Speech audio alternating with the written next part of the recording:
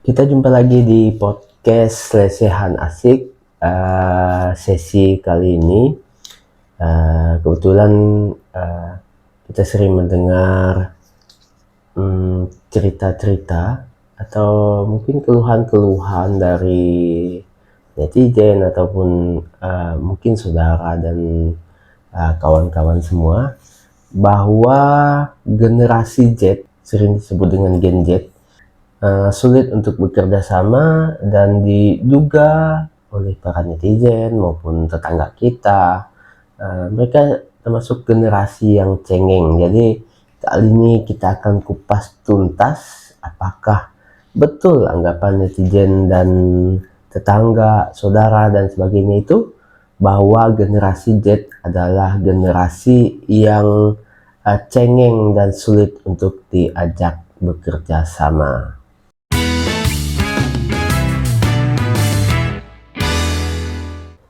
Sebelum saya memulai menanyakan hal-hal terkait Gen Z ini, mungkin saudara dapat memperkenalkan diri dulu, siapakah, kemudian mungkin memberikan sedikit profilnya, lahir tahun berapa, tinggal di mana, dan mungkin pekerjaannya apa sekarang. Jadi biar para pemirsa tahu bahwa ini adalah Gen Z yang memang saya undang untuk hadir di podcast kali ini. Gue harus klarifikasi dulu ya.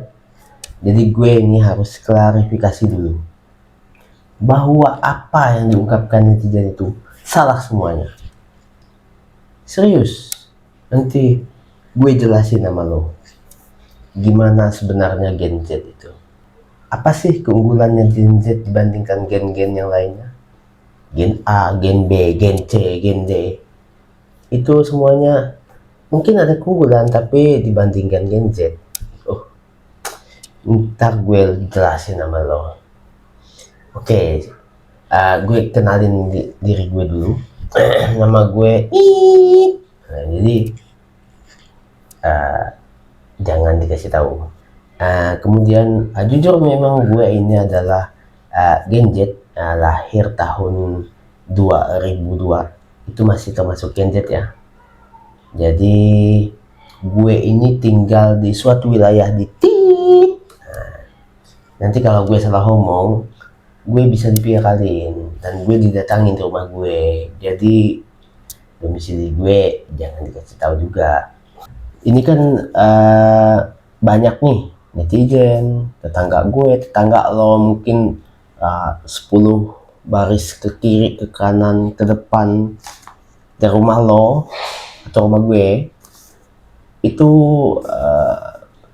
berpikiran, bahkan mempunyai persepsi Gen Z itu sulit bekerja sama, cengeng, tidak punya semangat bekerja yang baik, dan cerewet lah. Jadi gimana menurut lo terhadap persepsi masyarakat yang seperti itu? Apakah itu memang seperti itu, atau menurut lo itu hanya hal-hal yang dibesar-besarkan oleh netizen dan tetangga-tetangga lo itu? Jadi gini, pada dasarnya gue nggak peduli itu anggapan tetangga lo, tetangga gue, tetangga mereka, netizen. Gue nggak peduli itu semua. Dan gue beranggapan mereka itu salah semuanya. Nggak betul itu. Kami ini Gen Z.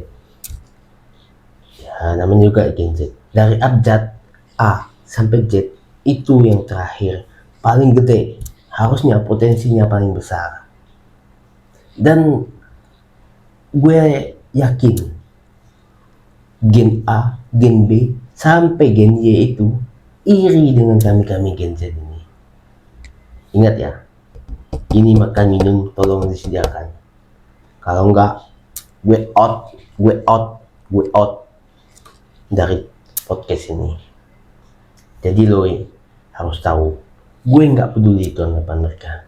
Bagi gue, mereka itu iri. Gue akan contohin sama lo. Oke, gue contohin bahwa gue bukan orang yang cerewet. Sebagai Gen Z gue nggak cerewet. Sebagai Gen Z gue nggak cengeng, gue juga bukan orang yang sulit bekerja sama. Gue akan buktiin begini.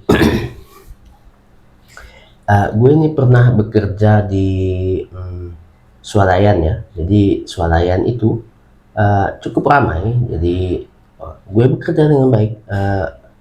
Posisi gue itu sebagai cashier. Jadi tolong ya, ini orang Indonesia ini kadang-kadang gimana ya, yang disebut kasir itu sebenarnya cashier, jadi kasir. Jadi gue lanjut. Saat itu ada seorang pembeli, dia protes sama gue.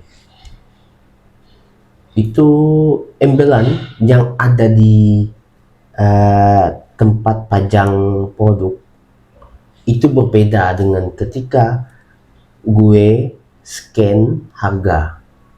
Jadi dia protes. Ya jelas gue nggak terima dong. Sistem kan udah ada sistem itu sudah diatur, jadi dia pasti benar, harga itu nggak mungkin salah. Jadi dia protes, kenapa harganya beda? Gue jawab dong, sebagai Gen Z, gue nggak pernah cerewet, gue selalu bertanggung jawab dan bisa bekerja sama, baik itu dengan sesama rekan gue maupun dengan pelanggan gue. Jadi gue bekerja sama aja. Dan ternyata setelah gue cek itu memang berbeda, sisi 50.000. Ya karena gue ini gue akan menepis anggapan gue sulit bekerja sama. Jadi karena memang harganya itu berbeda, tempat produk, pajangan produk di etalase itu ternyata lebih mahal 50.000 daripada ketika gue scan barcode-nya. Nah, jadi dari itu bahwa gue akan menunjukkan bahwa gue ini orang yang mudah untuk bekerja sama. Gue bekerja sama dengan pelanggan gue yang kebetulan dia tadi protes. Gue bilang, saya akan bekerja sama dengan Anda, bahwa harga ini kita tetapkan ambil setengahnya saja. Jadi bedanya 50.000, gue biar ada langkah mundur dari gue dan langkah mundur dari dia. Jadi gue cuma tambahin harganya 25.000. Itulah bentuk kerjasama gue. Tapi masih juga dianggap oleh mungkin pelanggan-pelanggan seperti itulah yang memang pikirannya itu loh. Gue udah bisa bekerja sama dengan baik dengan dia kan. Jadi gue nggak pakai angka di barcode. Dan dia juga harusnya setuju nggak pakai angka di ini. Cuma harus ada win-win solution. Jadi ambillah di angka tengah. Itulah win-win solution yang tepat. Kok gue dibilang nggak bisa bekerja sama? Kok kami ini Gen Z ini dibilang nggak bisa bekerja sama? Salah besar itu. Bullshit itu. Oke, tenang. Kayaknya pertanyaan-pertanyaan gue selanjutnya itu udah terjawab dengan jawaban lo yang seperti ini. Jadi mungkin kita bisa selesaikan aja sesi tanya jawab kita, podcast kita hari ini, karena sepertinya gue udah bisa ambil kesimpulan dari jawaban lo yang lo sampaikan sama gue tadi. Jadi kayaknya kita selesai saja podcast kita kali ini.